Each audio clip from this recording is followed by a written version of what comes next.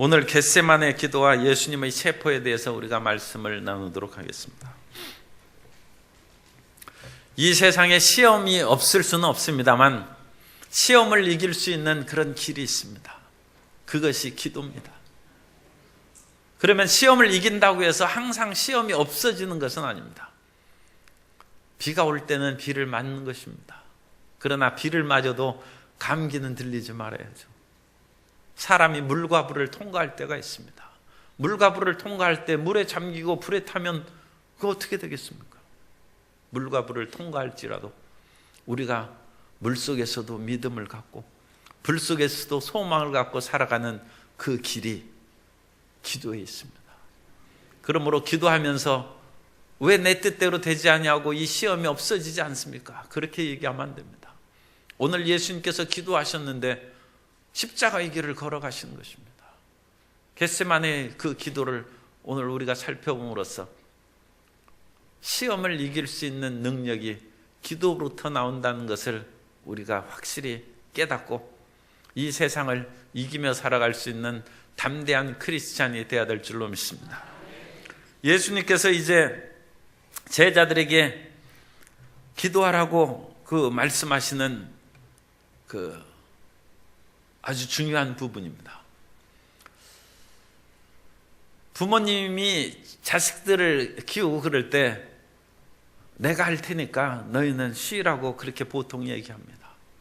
그런데 예수님께서는 이제 십자가에 달리고 예수님께서 승천하실 기약, 떠나실 기억이 다가오는데 제자들에게 남겨준 그 말씀은 기도하라는 것이고 40절에 보면 그곳에 이르러 그들에게 이르시되 유혹에 빠지지 않게 기도하라 하시고 46절에 보면 이르시되 어찌하여 자느냐 시험에 들지 않게 일어나 기도하라.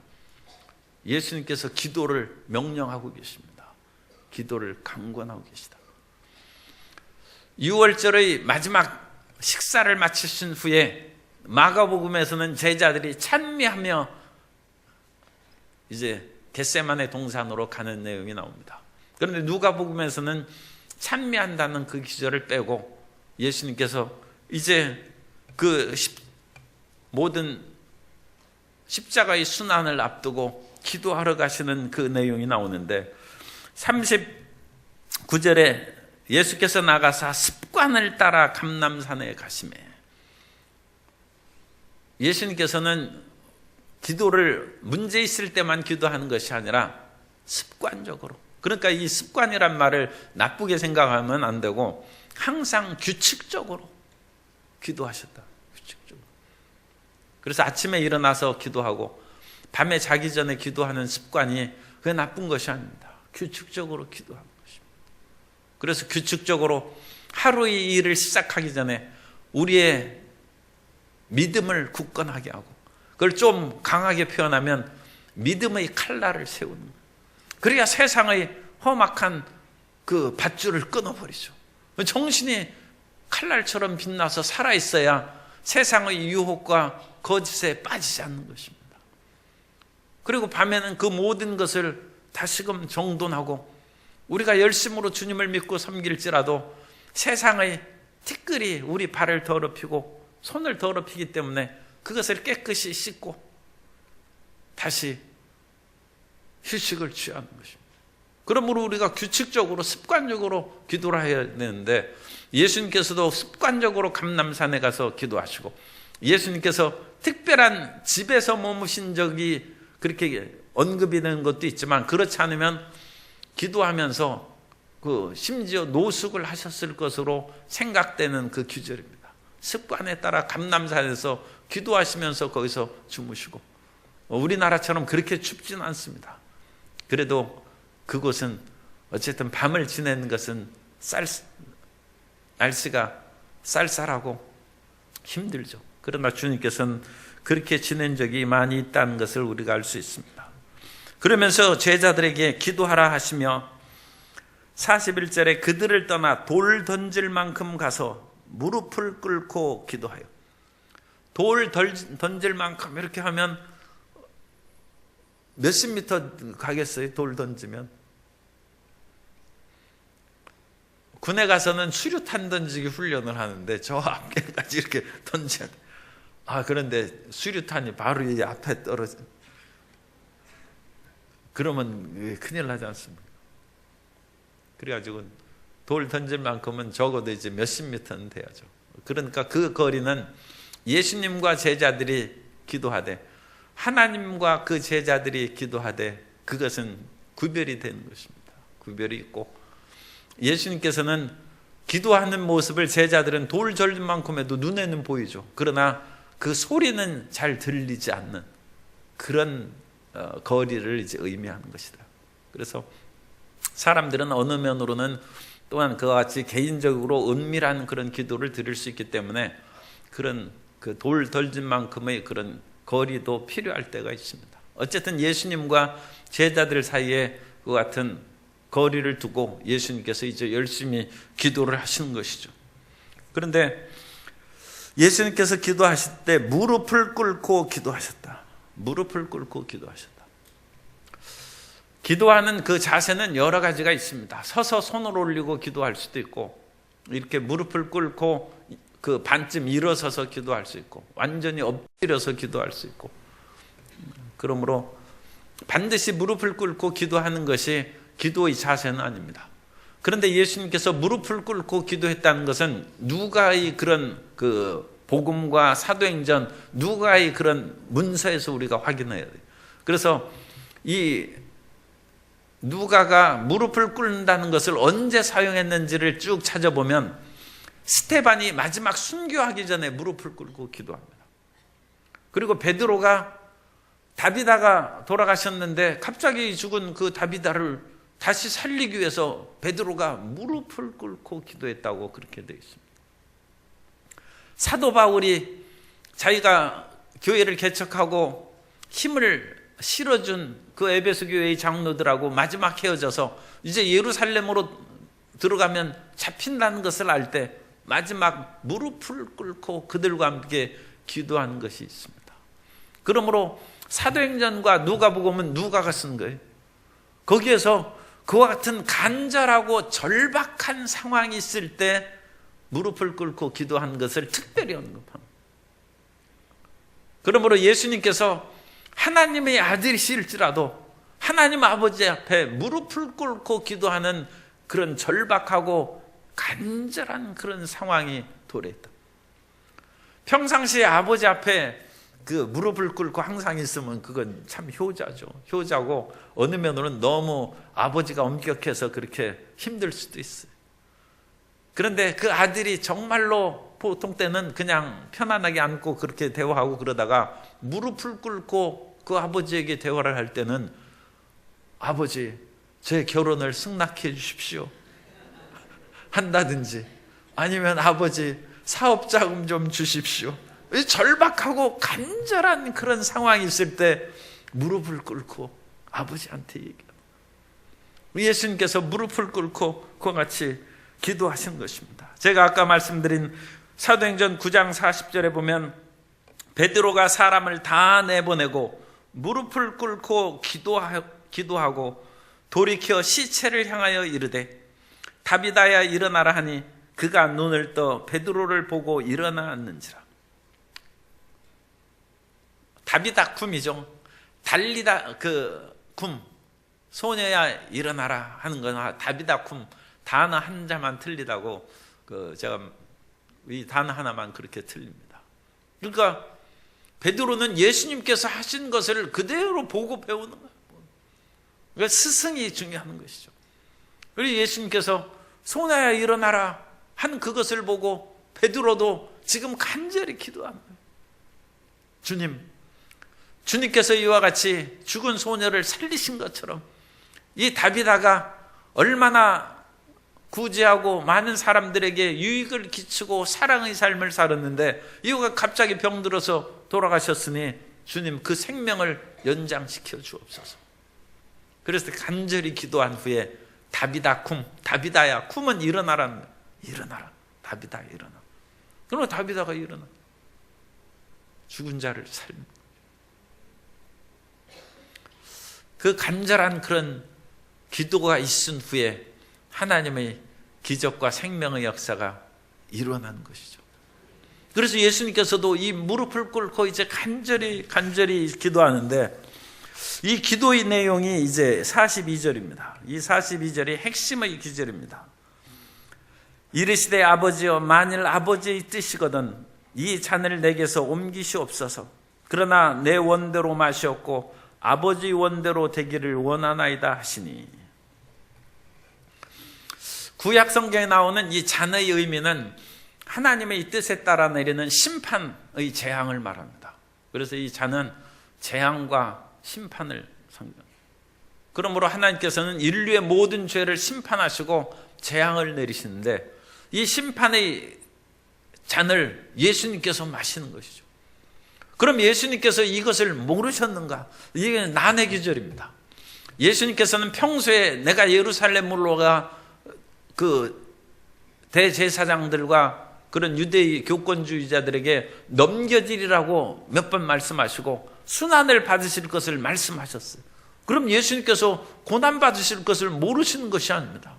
그런데 이 마지막 단계에 와서 이 잔을 옮겨달라고 하는 것이 지금 모순이 되는, 충돌이 되는.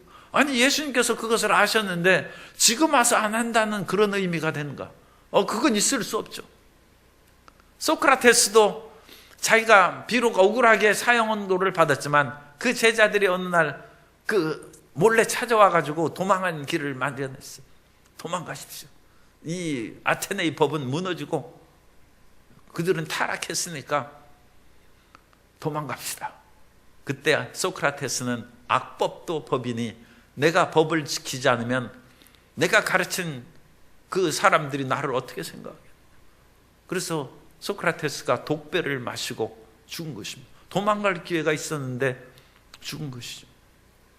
그런데 하물며 예수님께서 마지막 십자가의 그 일을 앞두시고 이거 못 마시겠습니다. 그럴 수는 없죠. 그러므로 이것은 예수님께서 이미 그 십자가의 쓴 잔을 알고 계시면서 다른 것을 우리에게 교훈하는 것으로 우리가 그것을 해석할 수밖에 없습니다. 누가복음 9장 51절에 보면 예수께서 승천하실 기약이 차감해. 예수님은 지금 30세쯤 된 거예요. 그때부터 해가지고 지금 33살입니다. 아직 돌아가시려면 멀었어요. 그 당시 수명이 비록 오늘날 100세 시대보다는 짧긴 합니다만 그래도 아직 그 젊은 나이인데 승천하실 기약이 찼다는 것은 그건 예수님께서 일부러 그야말로 십자가에 죽으실 그것을 의미하는 것이지 늙어서 돌아가시는 것이 아니죠. 그러므로 승천하실 기약이 차감해 예루살렘을 향하여 올라가기로 굳게 결심하시고 예수님께서 아시는 것이죠.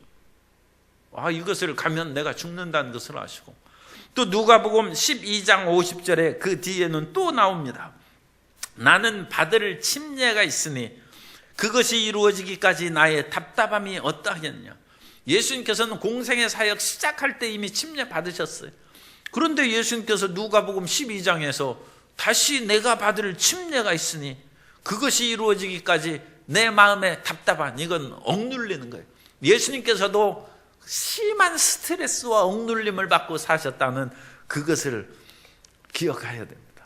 나만 왜 스트레스 받고 맨날 이렇게 예수님께서 십자가에 달리시기까지 매일 그 심장이 스트레스 받고, 그러니까 긴장의 호르몬이 계속 흐르는 것이죠. 그것을 이기까지 내 마음에 답답함. 여기에서 침례는 십자가 죽음입니다. 십자가의 그런 모든 형벌을 받고 그것을 인하여 인류를 구원하는 그 길을 이루기까지 내 마음의 답답함이 얼마나 하겠느냐. 중요한 시험을 앞두고 또는 운동선수가 시합을 앞두고 그런데 얼마나 긴장하고 자기가 스트레스를 받고 그걸 견디겠습니까? 하물며 주님께서 하나님이 사람이 되어서 이 땅에 오셔서 인류 구원의 길을 가시는데 그 중차대한 일이죠. 그것을 하는데 예수님께서도 마음에 답답하시다. 스트레스, 긴장과 고통이 계속됩니다. 예수님께서 아시죠? 그런데 이 예수님께서 그것을 지금까지 다 하시다가 겟세마네 동산에서 아버지 이 잔을 내게서 옮기시옵소서. 그것을 우리가 깊이 다 파악하지 못합니다. 이거에 대해서 선명한 주해가 2000년 동안 나오지 않았습니다. 그런데 우리가 생각할 수 있는 것은 하나님에 대한 절대 순종을 강조하는 것이다. 그것이 보편적인 그런 해석입니다. 예수님의 인간의 그런 예수님으로서는 이 하나님의 재앙의 심판이 얼마나 고통스러운지 말할 수 없다. 그럼에도 불구하고 예수님께서 기꺼이 순종하시고 죽기까지 순종하셨다. 좀 불행한 일입니다만 얼마 전에 우리나라 장군이 자살한 사건이 있어요. 무슨 수사가 나오고 그런 것으로 인해서 억울한 것이 일어나서 했는데, 원래 장군들은 그 권총을 차고 있는데 그 권총은 자살용이라는 그런 얘기가 있어요. 왜냐하면 장군을 붙잡으면 군사기밀이 생겨나기 때문에 적군에게 붙잡히기 전에 그 죽으라는 것이죠. 그래서 기밀이 누설되지 않죠. 그런데 그 장군들을 모욕하는 방법이 제일 쫄병을 가지고 그 장군을 모욕하는 거예요. 그러면 사병은 원래 별을 보면 일반 정상적인 군 생활에서는 그것은 하늘을 보는 것처럼 긴장하고 떨기 마련인데, 그러한 사병을 통해서 장군을 모욕하면 그것을 견디다 못해서 토설하든지 아니면 죽는다는 것이죠.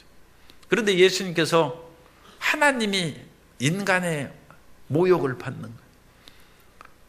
예수님께서 수염이 뽑히고 얼굴에 침을 뱉으시고 얼굴에 뺨을 맞으시고 그 뺨에 손바닥으로 뺨을 때리는 거예요. 예수님의 이런 수모의 그 모든 것들이 주님께서 기도하시면서 그런 것들이 미리 다 느껴지고 나타나셨을 수 없어요. 예수님께서 그것을 견딜 수 없으셨을지 모릅니다. 그러므로 인류의 구원의 그런 중차대한 사명을 수행하는 데 있어서 이런 모욕을 피하고 그 사명을 수행할 수 있는 길이 있지 않을까? 그렇게 예수님께서 생각하셨을 수도 있습니다.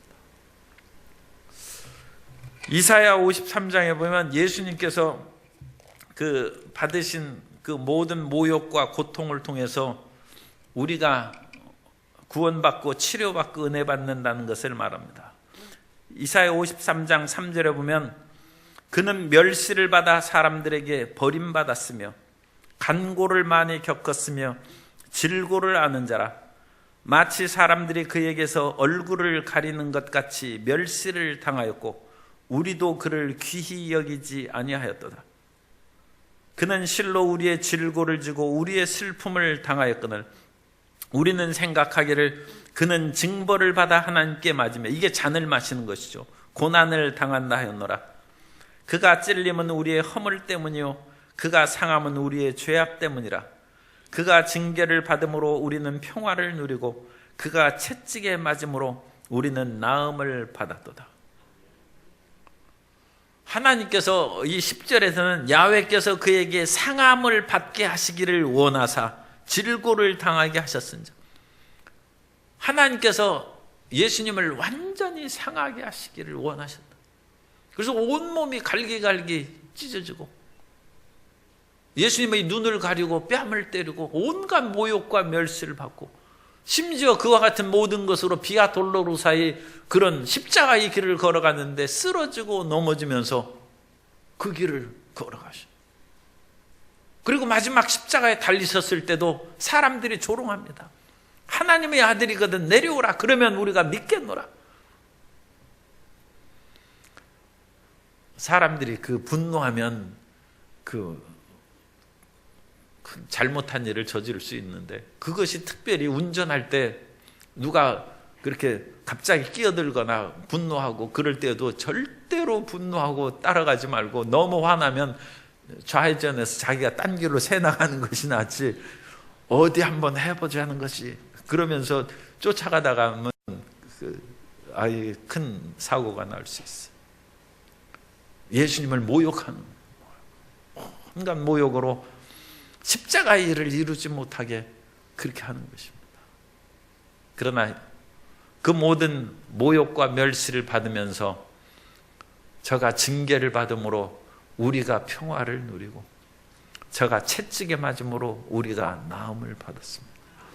우리는 다 양 같아서 각기 제 길로 갔거든. 우리는 불순종의 사람인데 주님께서는 이 모든 모욕과 멸시를 끝까지 순종함으로 우리의 구원을 이루셨고, 따라서 우리도 오늘날 우리 순종의 본을 우리가 삼을 수 있습니다. 하나님의 아들도 세상의 멸시를 받으셨는데 우리는 같은 사람끼리, 그죠? 같은 사람끼리 멸시받는 거 뭐 대단합니까? 물론 우리도 자존심이 있고 높고 낮은 그런 그 긍지가 차이가 있긴 합니다만, 그래도 뭐 같은 사람이죠. 그런데 하나님이 사람이 되셔서 그 온갖 멸시와 모욕을 받으시는데 주님께서 이 잔을, 그 고통의 잔, 그 멸시와 모욕 그 잔을 내게 옵니다. 예수님께서 그냥 순순히 그냥 끌려가셔가지고 빌라도의 법정에서 사형받아서 그냥 십자가에 돌아가실 수도 있죠. 그러나 온갖 받으실 만한 것을 다 받으신 후에 십자가에 죽으신 것은 우리를 구원하시고 어떠한 일이 있어도 순종의 길로 가기 위한 본을 우리에게 주신 줄 믿습니다. 그래서 겟세마네 기도는 순종의 기도예요. 그래서 예수님께서 이 잔을 옮겨달라는 그것이 큰 문제가 될 것이 없어요. 그래서 앞에서 나온 예수님하고 뒤에서 예수님이 마지막에 이 태도가 달라지는 그런 것이 아닙니다. 주님의 대속의 은혜가 우리에게 넘쳐나는 이와 같은 고통의 잔이고, 이와 같은 그 모든 멸시와 모욕에도 끝까지 주님을 따르기를 작정하실 때 천사가 하늘로부터 예수께 나타나 힘을 더하시고, 예수님께서는 힘쓰고 애써 더욱 간절히 기도하시니 땀이 땅에 떨어지는 핏방울 같이 되더라. 그래서 사람이 너무 열심히 기도하고 간절히 하면 실핏줄이 터져서, 이 땀이 원래 그 우리 피부에서 이렇게 나오는 거니까 그 피부에 있는 실핏줄이 터져서 핏방울이 떨어진다는, 예수님이 그렇게 애써서 기도하셨다. 그리고 나서 예수님께서 기도하시고 와서 이렇게 잠시 제자들이 어떻게 하는지 와서 보니까 제자들은 슬픔으로 인하여 잠들어 있어요. 아무나 기도하는 것이 아니죠. 그런데 누가는 친절하게 슬픔으로 인하여 잠들었어요. 앞으로 일어날 예수님의 죽음과 고난이 너무 마음에 부담이 되고 힘이 들어서 제자들은 기도를 못해. 그냥 너무 고통스러워져. 사람이 너무 슬프고 괴로우면 기도를 못하죠, 오히려. 그러니까 슬픔과 고통이 가득해도 기도하는 사람은 예수님처럼 그와 같이 믿음이 자라난 성숙한 사람은 할 수 있어도 보통은 그냥 잠들어 버리고만. 이사야 51장 20절 이하에 보면, 내 아들들이 곤비하여 그물에 걸린 영양같이 온 거리 모퉁이에 누웠으니 그들에게 야훼의 분노와 내 하나님의 견책이 가득하도다. 그러므로 너 곤고하며 포도주가 아니더라도 취한 자여 이 말을 들으라. 그래서 사람이 곤고함에 취하는 거예요. 사람이 술 먹고 취하는 것이 아니라 세상 괴로워서 그 곤고함으로 취해서 비틀거리고 쓰러져. 그래서 누가는 슬픔에 취하여 잠든 제자들을 묘사하고 있는데, 그럼에도 불구하고 예수님께서는 슬픔에 취한 제자들에게 그럼에도 시험에 들지 않고 기도하라고 말씀하십니다. 슬프다고 기도 안 해서는 안 돼요. 이제 예수님께서 어찌하여 자느냐, 예수님께서 제자들이 마음의 고통과 이제 마치 어머니하고 헤어져야 되는 그 자식이 슬픔에 누워서 자는데 그 자식에게 낙심하지 말고 정신 똑바로 차리고 살아라. 어머니가 다시 자식에게 얘기하는 거나 마찬가지입니다. 정신 차리고 기도하라는 거예요. 내가 없더라도 기도하라는 것입니다. 어찌하여 자느냐? 다시금 명령하는. 우리가 이 세상에서 시험이 없을 수가 없으나 시험을 지나갈 때에도 끈질기게 기도하는 거예요. 시험이 오지 않게 기도하고 시험 당해도 기도하고 어찌됐든지 우리는 하나님을 끝까지 붙잡고 살아가야 됩니다. 우리 옆에 계신 성도님에게 끝까지 기도하며 삽시다. 좀 구체적으로 슬프다고 기도를 멈추지 맙시다. 괴롭다고 기도를 멈추지 맙시다. 기도해야 돼. 그리고 그런 강한 성도님이 되셔서 기도 안 하고 자는 사람을 위해서 기도해주는 중보기도의 용사가 되시기 바랍니다. 예수님께서 이와 같이 기도를 하심으로 제자들을 위해서 어찌 기도를 안 하셨겠습니까?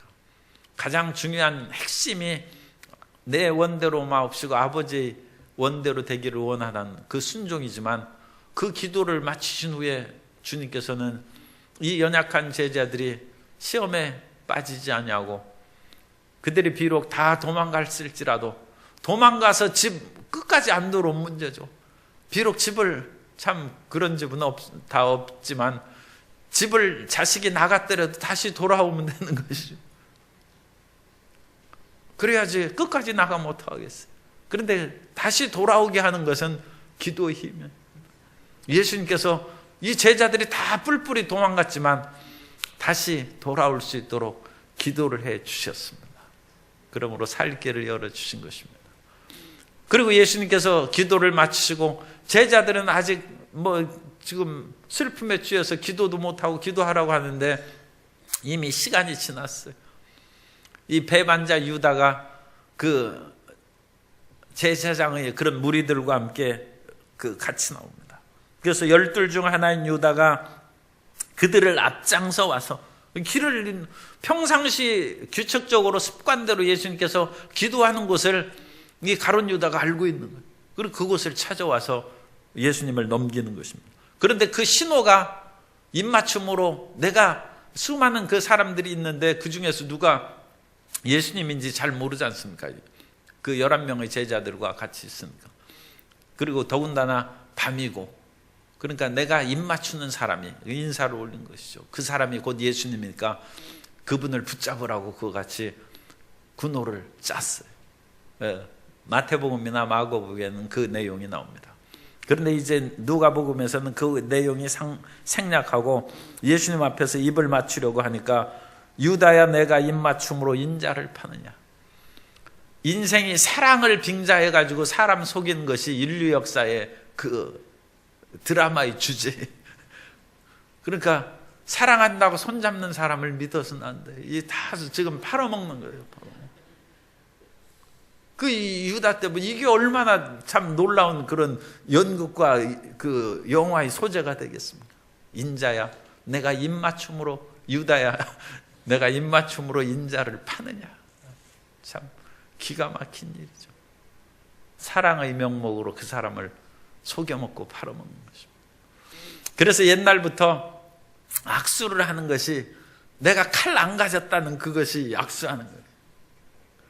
그런데 남자들이 그렇게 칼을 갖고 있잖아요. 그러니까 남자들이 악수하지 여자들끼리 악수하는 건 별로 없어요.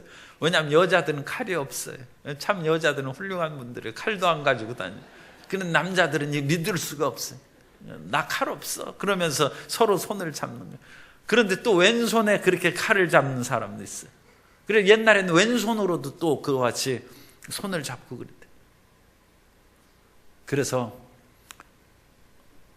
또 어떤 나라에서는 믿을 수 없다는 거예요. 양손으로 손을 잡는 악수가 있어요. 그게 제일 안전한 거예요. 양손으로 손을 잡아야 돼요. 그래서 악수는 당신 안 찔른다는 거예요. 죽이는 칼이 없다는 것으로 양손을 붙잡는.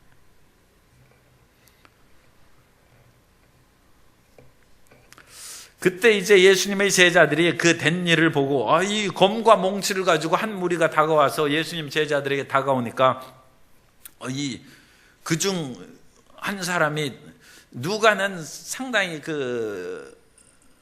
다른 사람을 배려하고 사랑하는 사람이에요. 그중 한 사람이 베드로입니다.